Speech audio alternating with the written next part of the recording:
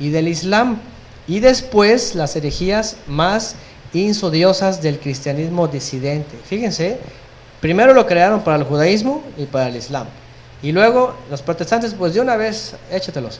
Los herejes arrepentidos fueron obligados a desfilar en pública confesión, mientras que los más reacios fueron entregados a la justicia secular y ejecutados. La reforma católica o contrarreforma fue la respuesta a la reforma protestante de Martín Lutero, que había debilitado la Iglesia. Denota el periodo de resurgimiento católico desde el pontificado, desde el Papa Pío IV en 1560 hasta el fin de la Guerra de los 30 años, 1648. Sus objetivos fueron renovar la Iglesia, según ellos dicen, y evitar el avance de las doctrinas protestantes.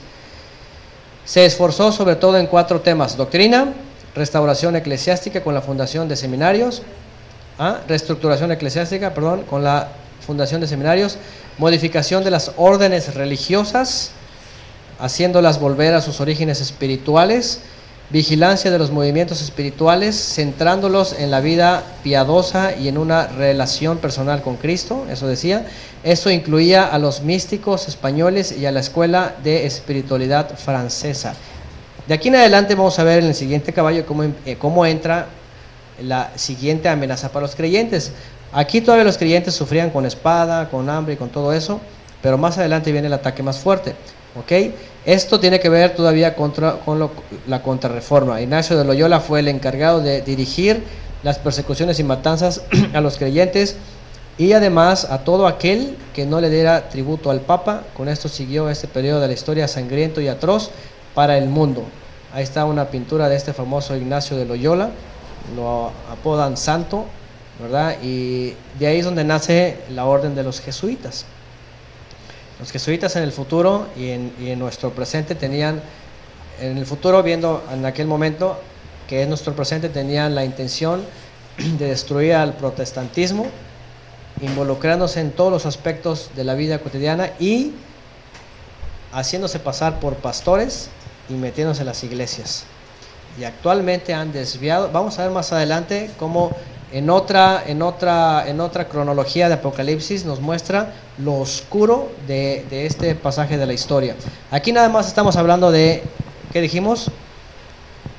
De guerras, de periodos de victorias, ¿verdad? De todo eso, ¿ok? Todavía no nos metemos con cuestiones espirituales oscuras, ¿ok? Aquí hay instrumentos que crearon los jesuitas, las cosas más inimaginables que el hombre se pudiera ocurrir, ellos las crearon con ese corazón tan malvado. Hacían cualquier cantidad de inventos para hacer sufrir a los creyentes y a cualquiera que no se sujetara al Imperio Romano. Vean, aquí está este aparato, ¿verdad?, donde hacían todo eso, los acuchillaban, les tiraban, les arrancaban la piel, los aserraban, los sentaban en esta silla, vean, decían, sí, tú estás reinando, siéntate ahí, ese es tu trono. Y todas estas cosas tan horribles, vean cómo los colgaban, les hacían que dieran vuelta aquí, y bueno, es lo más atroz. Es una foto no muy antigua, es decir, reciente, pero vean, una maquinaria también ahí para estrangular a las personas. Y todo en el nombre de la Inquisición romana. Fueron asesinados y torturados miles o millones. Y también lo hacían en el nombre de Cristo, según ellos, ¿verdad? Ellos utilizaban, y aquí está una imagen que representa todo ello. Vean cómo eran sumisos ¿a qué? A la cruz y al famoso Jesucristo, que obviamente no tiene nada que ver con Yeshua. Esa es una imagen que ellos crearon, ese es un Mesías que ellos crearon, esa es una corrupción, una degeneración de la realidad del Mesías. Y bueno, todos ellos hicieron todo eso. Y viene el siguiente sello. Vean que aquí ya no tiene que ver con ningún jinete. Cuando abrió el quinto sello, que dice, vi bajo el altar las almas de los que habían sido muertos por causa de la palabra Elohim y por el testimonio que tenían. ¿Quiénes? Los que habían sufrido ya en las épocas pasadas, ¿verdad? En la época del oscurantismo, en la época de la contrarreforma. Y ya Yohanan aquí ve una multitud y todos estaban ahí. Dice, y clamaban a gran voz diciendo, ¿hasta cuándo, Señor santo y verdadero, no juzgas y vengas nuestra sangre en los que moran en la tierra? ¿ok? Y aquí ya está posicionándonos en un lugar en donde después de aquellas grandes tribulaciones y persecuciones, ellos no están durmiendo. Ellos mueren, son en ese momento resucitados o levantados, su alma, su espíritu llevados a un lugar donde están diciendo: ¿hasta cuándo vas a vengarnos? ¿Hasta cuándo queremos ver que nuestra sangre sea vengada?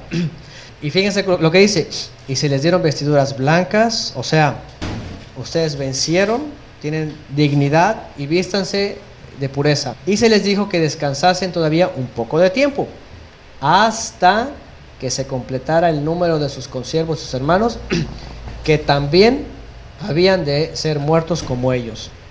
¿Ok? Ahora eso es interesante porque después de toda aquella persecución y toda aquella atrocidad, viene otro periodo de la congregación en donde ya no hay tanta mortandad.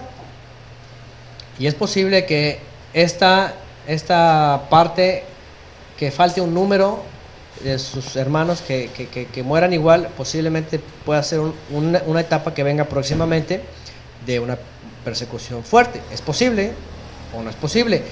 O es posible que sea a los que se dice a la quejilá de la Odisea, que dices, ¿verdad?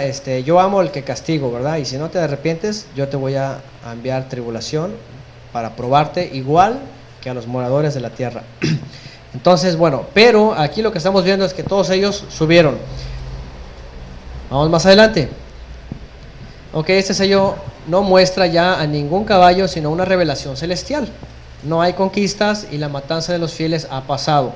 Ellos están conscientes y han sido vestidos de vestiduras blancas, esto es, han pasado la prueba por su perseverancia y han sido hallados dignos. Sus almas se pueden percibir diciendo, pidiendo justicia por haber sufrido tan cruel muerte. Se les dice que descansasen por un poco de tiempo más. Al parecer está cerca ya el día del juicio. Sin embargo, se les dice que falta que se unan a ellos de la misma forma que ellos padecieron otros más. Eso sin duda será el día del tercer ay, justo antes de la segunda venida de Yeshua, en donde por la tibieza e indiferencia nuestra seremos probados. Ok, pero fíjense que dicen, todavía descansen un poco de tiempo. Quiere decir, todavía no llega la época del juicio, o sea, pero ya estamos cerca desde esa época. Verso 12, miré cuando abrió el sexto sello. Aquí viene el sexto, tampoco salió un caballo, vean. Y aquí dice, hubo un gran terremoto y el sol se puso negro como tela de silicio y la luna se volvió toda como sangre.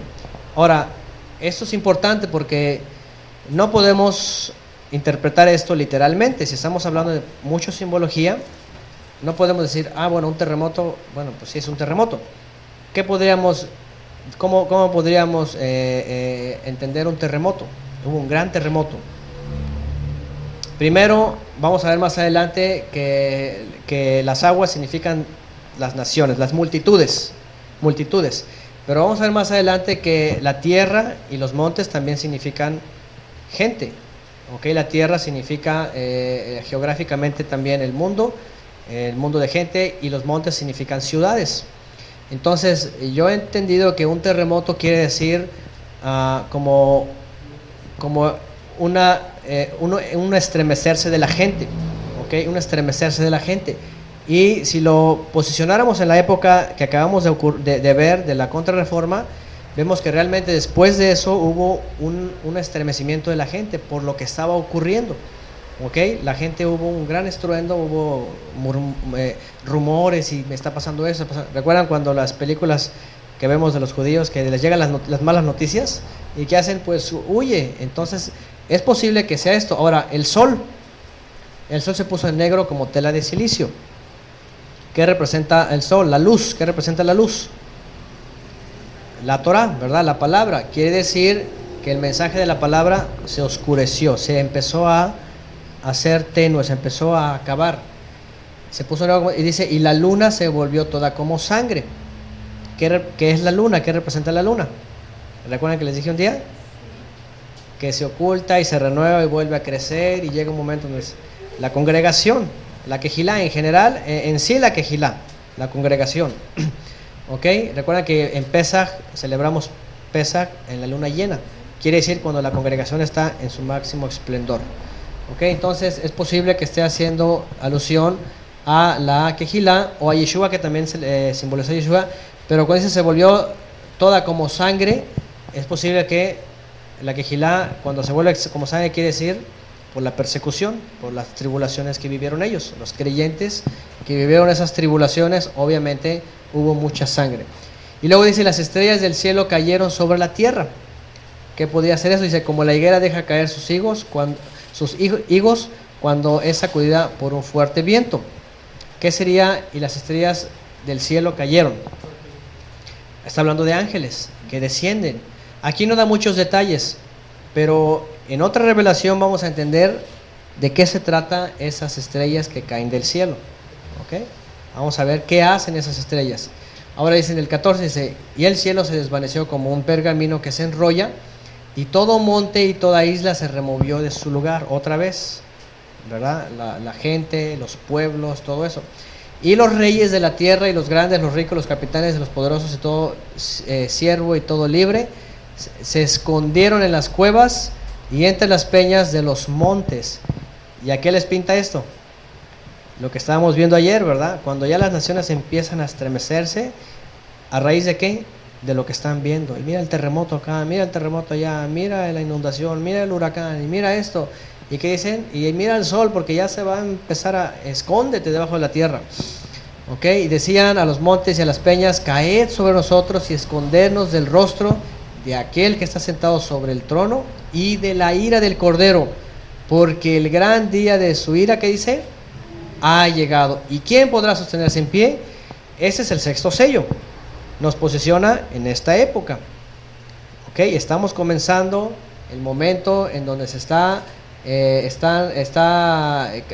sucediendo todo esto, sobre todo esto, y todo monte y toda isla se removió de su lugar, los reyes de la tierra, los grandes, los ricos, los capitanes, los poderosos, todo siervo y todo libre, se escondieron en las cuevas.